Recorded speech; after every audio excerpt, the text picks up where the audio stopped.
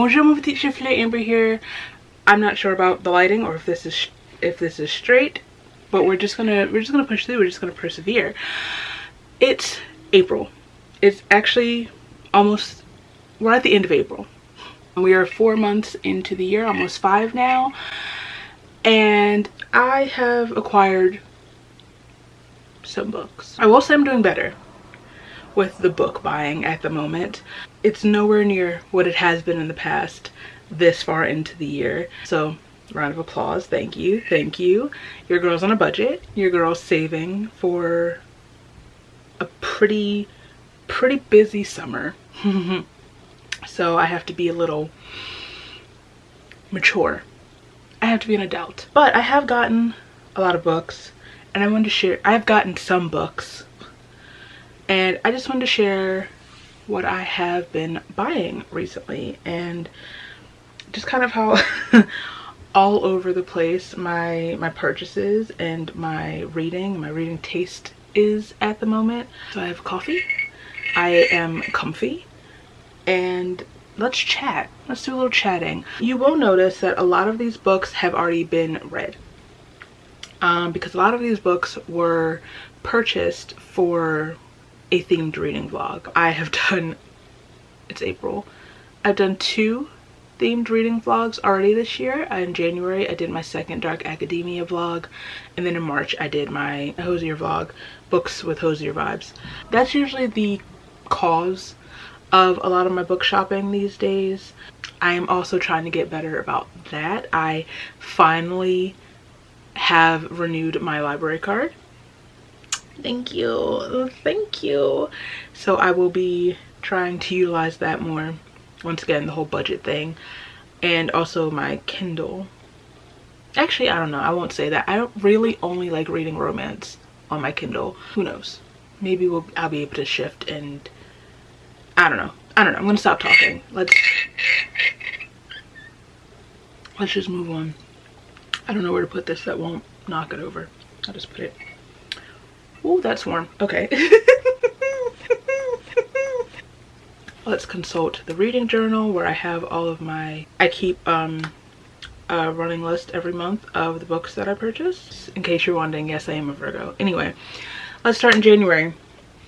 In January, I only bought 5 books in January. 3 of them were for reading vlogs, like I said. The first one was Catherine House by Elizabeth Thomas. Read it in January, like I said.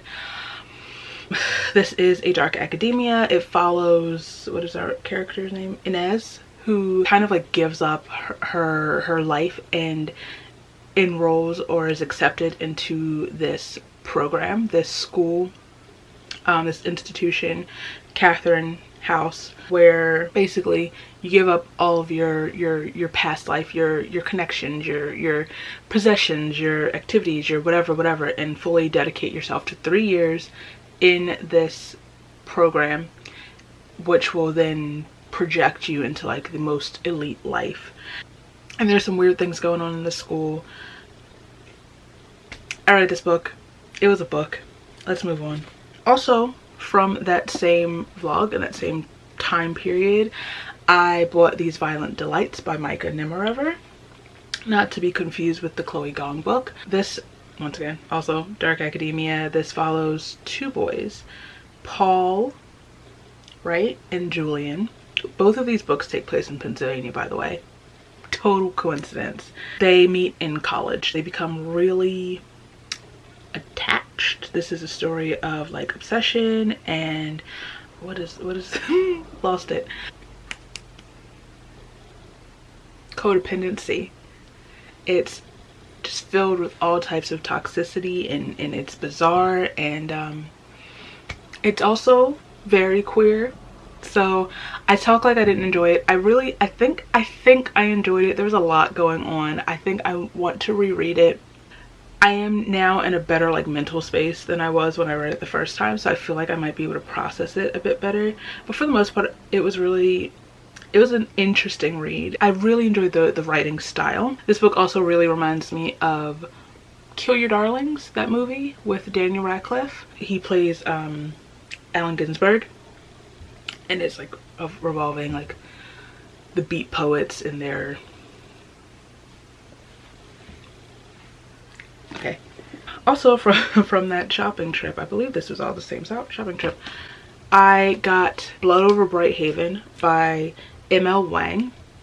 I have heard so many good things about this. This is also a dark academia. I just so happened to really start hearing about it when I was preparing for my dark academia vlog. So when I went to pick up my books that I had ordered from the bookstore, oh no, when I was ordering the books off of Barnes & Noble, this book was like, I don't know if it was 50% off, or it was some like big percentage off. So of course I had to order it. It's relatively new and it was that discounted. Yeah, put it in the cart. I haven't read this yet. I've heard amazing things. I really don't know much of what it's about, and I'd like to kind of keep it that way. I know that the main character, she becomes like, she is like the first woman to ever pass this exam and become like this high mage in this society, some magical dark academia something or other. So a lot of people said this was like a life-changing, altering book, and I'm like, okay, if you say so. So I don't know when I'm gonna get around to it, but I don't think I'm gonna. At first I was like, I'll hold it out for my dark academia part 3. Who knows when that's gonna be, you know? Sorry if this keeps jostling. I am like in the middle of this. Tripod is like balanced on this bed, so every time I move it kind of shimmies. So I don't know when I'm gonna read this. Hopefully at some point this year I will make time, I will make space in my TBR to read this. Maybe once it starts like going into like the fall, the darker months, the burr months, if you will. Maybe I'll read it in September, who knows. Okay, so next, speaking of life-changing books, I finally got Parable of the Sower by Octavia E. Butler. If you have not watched my Books with Hosier, what is that? Books with Hosier Vibes vlog, you will not have seen the absolute kind of like enlightenment and also meltdown I had reading this book. This book is incredible. This book is phenomenal. It altered something in my brain. This is like a post-apocalyptic dystopian novel that follows Lauren, who I believe she's like, she's 15 when the book starts, and she is living in this ravaged, desolate, anarchic, is that the word? World. The rubble, not the rubble, but like the dust basically of what once was the US as we know it. This book takes place from 2024 through 2027, I believe. This book was published in 1993. And it's kind of jarring to read. It's kind of terrifying to read, but also the writing is absolutely beautiful. It's prolific. I'm obsessed with this book. I'm obsessed. This book has changed me as a person. This will 100% probably be my #1 best read of the year when we are at the end of the year. So come back and like at the end of the year and see if that holds true. Love, love, love, love, love. Last book I bought in January was Electric Idol by Katie Robert. This is the second in the Dark Olympus series. The first one is Neon Gods, which I read was it a year ago that I read the book? It can't have been. August was when no, it hasn't been yet. Almost. It was August when I did my Greek retelling, my Greek mythology vlog. Really love that. This is like a dark erotica based obviously on the Greek gods and goddesses, and it takes place in like this like underground city. I don't know, this city, I don't know how to I really don't know how to describe it without talking about like just the sexy bits. In the ultra modern city of Olympus, there's always a price to pay. Okay, so it's this modern city where the gods, I guess, or the ruling class basically are all of the ruling positions, I guess, of the city are named after a different deity, Greek deity. So like someone has the position of Zeus, the position of Hades, blah, blah, blah. The first book was Hades and Persephone. This one is Psyche and Eros. So I am planning to read this in May, and I'm excited because I really, really loved Neon Gods. I read The Wicked Villains. I finished it sometime last year, 2023 maybe, and I enjoyed it for the most part. For me, the first 3 books were really where it was at for me, but there's something about this book. It's like a kind of like a level up from that series. They are tied together. I'm not going to tell you how, obviously, but like I said, it's like a level up. The writing is like even more. I really enjoy the outside plot as well, as well as the actual characters and not just the smut. Great. Let's move on to February finally. I don't know, sorry. Okay, most of the books bought in February, all of them except 2 were for my Hosier vlog. All of them except 3, sorry, were for my Hosier vlog. The first of which was The Saint of Heartbreak by Morgan Dante. This book took me by surprise. This is a melancholic queer romance between Judas Iscariot and the devil and Lucifer. This starts at Jesus's baptism, carries over through the crucifixion and the betrayal and Judas's suicide, and then picks up in hell, where Judas is placed in the 9th circle of hell with the devil, and it follows them over countless centuries and their very slow burn love story. And I was so surprised by how much I enjoyed this book and how much I loved this book, and like now the soft spot I have in my heart for Judas Iscariot. I have a lot of thoughts about that character, that person, I don't know, whatever, that were kind of ruffled up reading this book, and that is a discussion for another day. I don't have the time, I don't have the energy right now, but I really, really love this book. The writing was beautiful, the story, the characters, these broken, lonely characters finding love in the most like unexpected, uninhabitable way, kind of. 10 out of 10, highly recommend. This is also kind of like an homage to Dante's Inferno, which I was supposed to read in March. I started reading it, got really overwhelmed, and then and then immediately got it out of my house. It's in storage right now. So the next book I'm actually reading, right now, really thoroughly enjoying, and it's also one of my most anticipated reads of the whole year.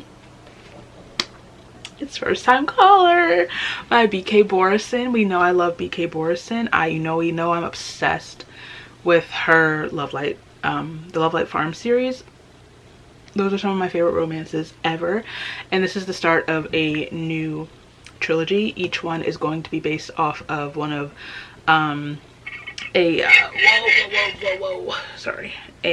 what's that lady's name? I keep wanting to say Sally Rooney, and that's so wrong. Hold on. Nora Ephron. Jesus Christ. Nora Ephron. So there's going to be Sleepless in Seattle, You've Got Mail, and When Harry Met Sally. I think this one is based on Sleepless in Seattle. My mom will burst through this door if she hears that I'm not 100% confident in that right now, because my mom, those are some of her favorite movies in the world. The amount of times that I have consumed me and Nora Ephron. So obviously I want her to read this at some point.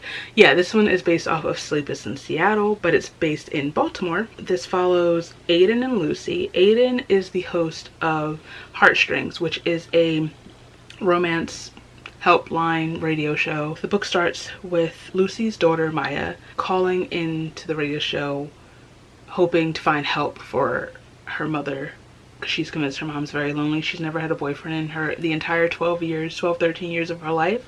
And it spins into like this whole kind of campaign with the radio show. After their interaction, Lucy and Aiden's goes viral. It kind of becomes like this campaign to bring Lucy in as a part of the radio show now, as a co-host on this quest to find her love, find her the magic that she seeks. And obviously we know they're gonna fall in love, and I think it's already happening. I'm at a part where like jealousy is happening. I'm really enjoying this. We know I love BK Borison. I love her writing, I love her characters. I'm not sure yet where this ranks alongside Love Light, but it still has my heart, and it kind of matches my shirt a little bit. Oh lordy, and to go from such a book that I'm enjoying so much to a book that I never want to look at again.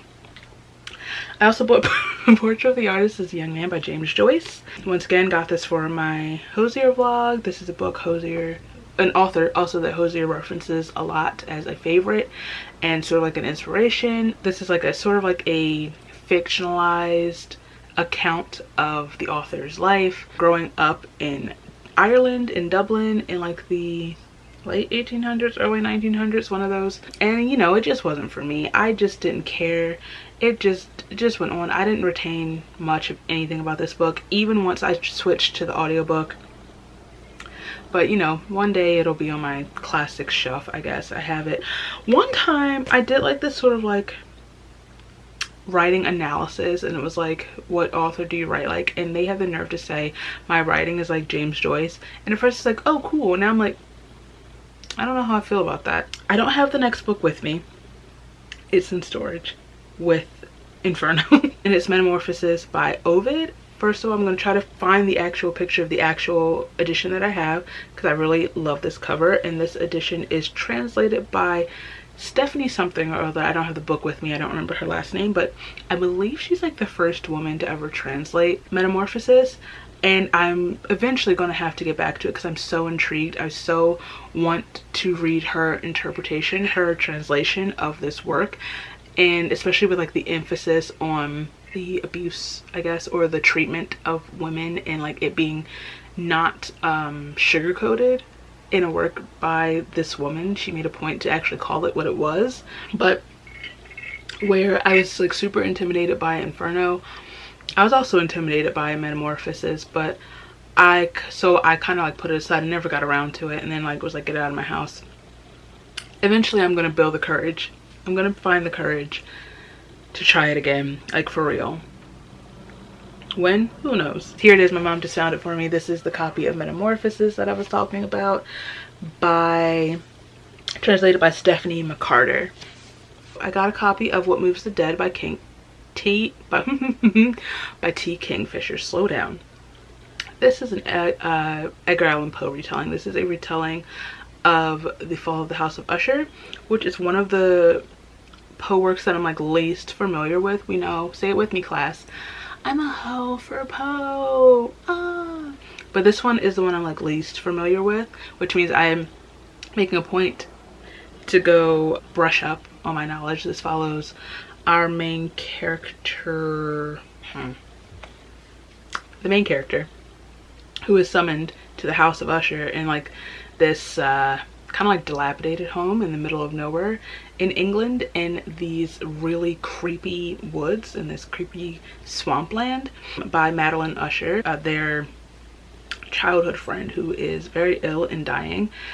And it just kind of follows that, the descent into of Madeline's health and trying to figure out what the cause of it is in these creepy woods. And all I'm gonna say is, I never, as someone who loves mushrooms, like come on, I never want to see a mushroom again. I never want to see a mushy again. I say that as I carry around mushrooms like basically everywhere. My bookmark is a mushroom. I'm planning my next tattoo is going to be mushroom. Anyway, also never want to see a rabbit. I know they're hares in the book, but the closest I've ever seen is a rabbit. Never again. Never again. No thank you. Okay, the next book I got is a sequel to one of my favorite books, and I still haven't read it, and I don't understand why. I understand why I haven't had the time. I finally got Heavenly Tyrant by Xiran J. Zhao, and I've been waiting for this book for so long. God. This is the sequel to Iron Widow, which we know I am fully and completely obsessed with. That book is everything to me. Zetian is everything to me. So I cannot wait to finally have time to read this book. Obviously, I'm gonna have to reread Iron Widow because it's been, what, maybe like, has been like 2-3 years since I read the first book. What with this book being pushed back as many times and publishing being really weird about Zirin and them just saying, hey, genocide's bad. But I'm still looking forward to reading this. Please stay tuned. I'm sure I'll be here screaming about it at some point. The last book I got in February was this little book, And Then I Woke Up by Malcolm Devlin. It's a little horror book that I saw while I was perusing Barnes & Noble, and it kind of caught my eye. I don't know, I was like really in a horror mood at the moment. I'm always in a horror mood, like it's like in general, but I was in like a horror book mood. Let's see, let me remind myself what this book's about. It says, a beautiful exploration of the seductive power of narrative and the toxic influence of propaganda. How timely is that, honestly? In a world reeling from an unusual plague, monsters lurk in the streets while terrified survivors arm themselves and roam the countryside in packs. Or perhaps something very different is happening. When a disease affects how reality is perceived, it's hard to be certain of anything. Spence is one of the cured, living at the Ironside Rehabilitation Facility. Haunted by guilt, he refuses to face the changed world until a new inmate challenges him to help her find her old crew. But if he can't tell the truth from the lies, how will he know if he has earned the redemption he dreams of? How will he know he hasn't just made things worse? I don't know. Something about it just called to me, and it's a very short little dude, less than 200 pages. So at some point I'm gonna have to pick this up, and I'm hopefully gonna love it. All right, let's move on to March. Okay, this is kind of a really exciting month and like a really quality book buying month, if you ask me. The first book I bought was We Refuse, A Forceful History of Black Resistance by Kelly Carter Jackson. This was another book for my Hosier vlog, and this is exactly what it says right here, A Forceful History of Black Resistance. It follows, there are like 4 or 5 different chapters. Each follows a different way, a different road of Black resistance. The book kind of challenges the notion that Black resistance is either Malcolm X or Martin Luther King. We tackle like revolution, we tackle protection as a form of resistance, force, flight, and joy. And I really enjoyed this book. This is one of like the best and easiest nonfictions that I have read. In fact, usually with a nonfiction, I will listen to the audiobook alongside, just like to help me consume it better. Did not need to do this at all. I kind of really flew through this, and I love the kind of like storytelling format of this book. Highly recommend. I think this should be on the recommended reading list, especially if you are a friend of mine. The next book that I bought, I just finished a couple days ago, and I have not recovered. I got Oathbound. Both of these books I got when I went to New York for Tracy's Oathbound like book tour launch. So I got this in my hands the day it came out. I had to wait a whole month. Excuse me, I had to wait a whole month to read it, which is blasphemy in and of itself, but I was obviously in the middle of a themed reading vlog when I got it, and I finally read it. Like I said, I finished it a couple days ago. And Tracy, what is going on? Why? Hey, cut it out, you know? This is the third of the Legendborn cycle. Legendborn is one of my, like, this series is one of my favorites. I'm obsessed with it. I adore it. If you love Black girls being magical and kicking butt and not letting people tell her who she is, if you like Arthurian legend and in the Round Table and all that, if you like white people calling out their own, little white on white violence, you know, and checking them on their racism and misogyny, and white supremacy. Yeah. If you like magical emo boys who need love and affection as well, for you. Yeah, there's nothing else to say without spoilers. Read Legendborn, continue the series, come back so we can yell. Then I got Green Teeth by Molly O'Neill, and this one really caught my eye once again for the Hosier vlog. The cover itself just kind of felt like a Hosier song. It felt kind of like In a Week by Hosier, or In the Woods Somewhere by Hosier. I don't need to keep saying that.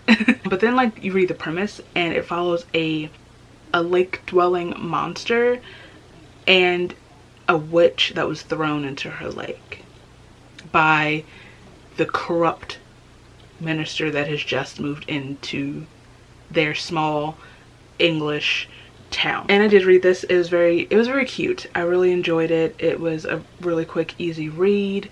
It actually kind of also goes with, I read this book and then I went into Oathbound, and it's interesting because there is the folklore and the like kind of basis of Legendborn, and the folklore in this it's very similar.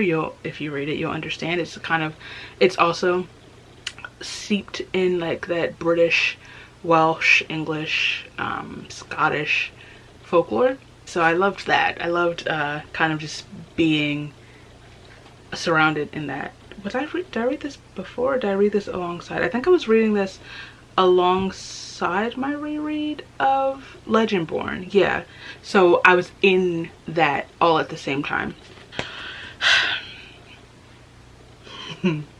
So next, I already mentioned the first book of this series, or I guess duology. Unfortunately, not the book unfortunate, the unfortunate that it was only a that it ended up only being a duology. Of course I had to get Parable of the Talents.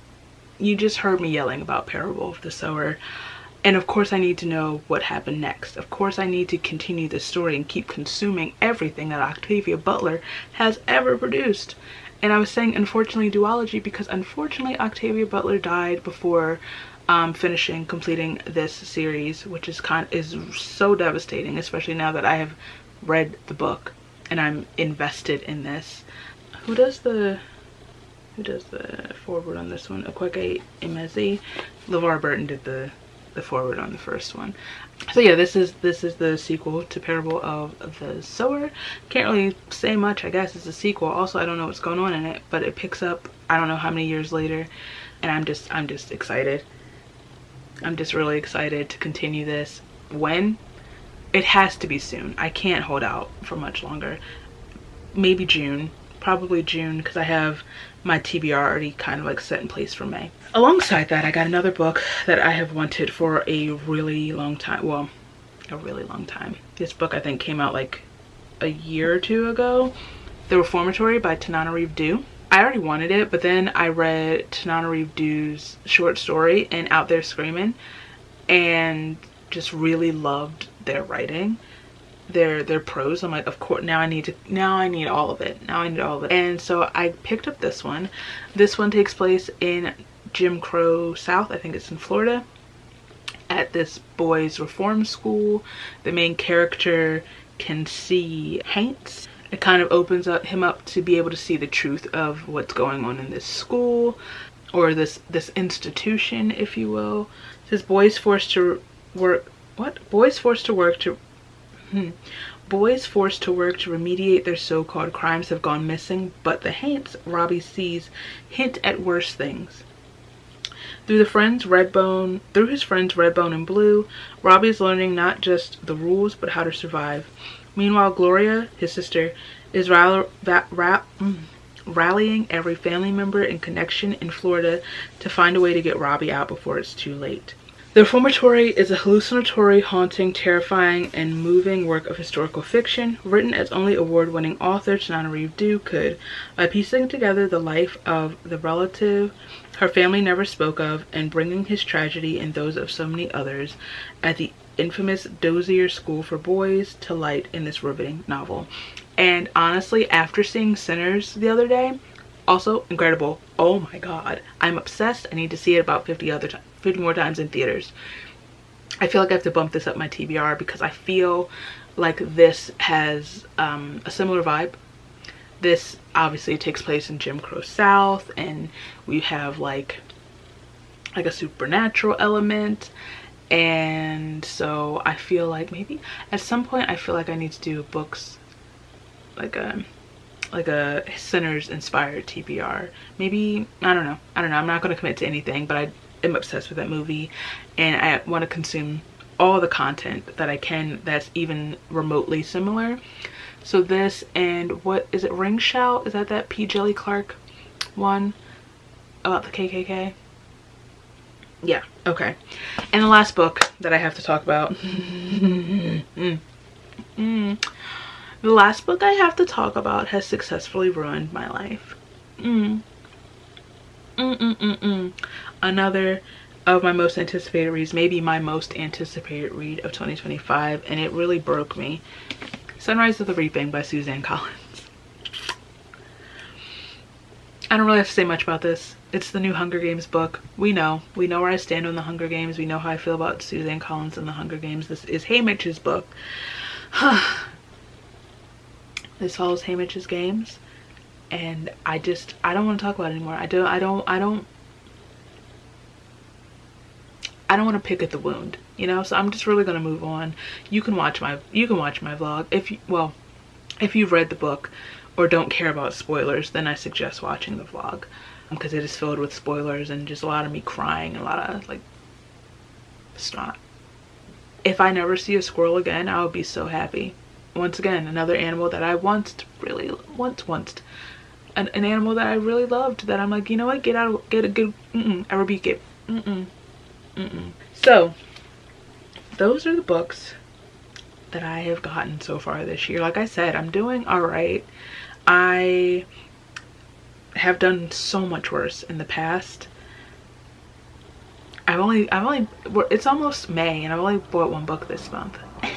Not for lack of trying. I was supposed to go to the bookstore, the new romance bookstore that opened in Philly the other day. I was supposed to go, couldn't go, and then instead of going to the grand opening the next day, or the grand opening was on Thursday?